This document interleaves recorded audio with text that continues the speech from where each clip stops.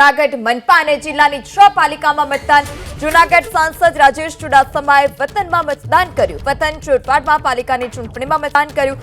મતદાન બાદ સાંસદ ચુડાસમાએ જીતનો વિશ્વાસ વ્યક્ત કર્યો છે। ભાજપના શાસનમાં ચોરવાડનો વિકાસ થયો।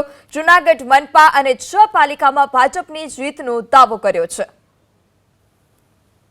રાજેશભાઈ ચુડાસમા सांसद हाल અત્યારે આપણી આરે છે મતદાન કરીને તેઓ અહીં આવ્યા છે। રાજેશભાઈ 10 વર્ષનો વનવાસ એક રીતે ભાજપ માટે ખાસ તો ચોરવાડમાં હવે શું બાઉન્સ બેક કરશે બીજેપી?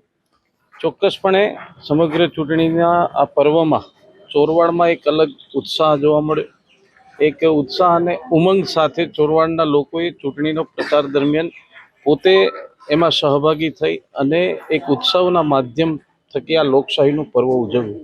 ત્યારે મને વિશ્વાસ છે કે લોકો પરિવર્તન ઈચ્છી રહ્યા છે અને પોતાના સપનાઓ પૂરા થાય એટલા માટે ભારતીય જનતા પાર્ટીના ઉપર ભરોસો મૂકી અને આ વખતે પરિવર્તન નિશ્ચિત છે। ભારતીય જનતા પાર્ટીનો વિજય થવાનો છે। તમને એવું લાગે છે કે કોંગ્રેસને એક એડવાન્ટેજ એ મળી શકે કે ખુદ એમએલએ અહીંથી ચૂંટણી લડી રહ્યા છે? ના, એવું એડવાન્ટેજ કોઈ પણ નહીં મળી શકે, કારણ કે આખરે કોઈ પણ ઉમેદવાર લડતો હોય, હું સાંસદ તરીકે લડતો હોય તો હું નગરપાલિકાના સભ્ય તરીકે જ લડતો હોય, એટલે એવું કોઈ એડવાન્ટેજ હોતું નથી। પણ મને વિશ્વાસ છે કે આ વખતે એડવાન્ટેજ માત્ર ને માત્ર ચોરવાડના સપનાઓનું, અને મને વિશ્વાસ છે કે ચોરવાડના લોકો આ વખતે ભારતીય જનતા પાર્ટી ઉપર વિશ્વાસ કરશે। અચ્છા, તમે જુનાગઢ જિલ્લાના સાંસદ છો તો 6 નગરપાલિકા પર આજે મતદાન થઈ રહ્યું છે, ઓવરઓલ કઈ રીતે જોવો છો?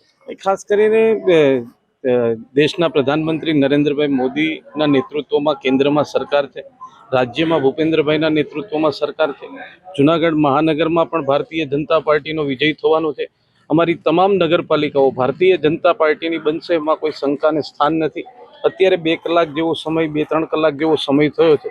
સૌથી વધારે મતદાન નગરપાલિકા હોય કે મહાનગરપાલિકામાં ચોરવાડમાં મતદાન થયું છે। બિલકુલ બિલકુલ, રાજેશભાઈનું કહેવું છે કે ન માત્ર 6 નગરપાલિકા પરંતુ જૂનાગઢ મનપા હારે તમામમાં ભાજપનો ભવ્ય વિજય થશે। પ્રતિક પંડ્યા, ચોરવાડ, એબીપી અસ્મિતા।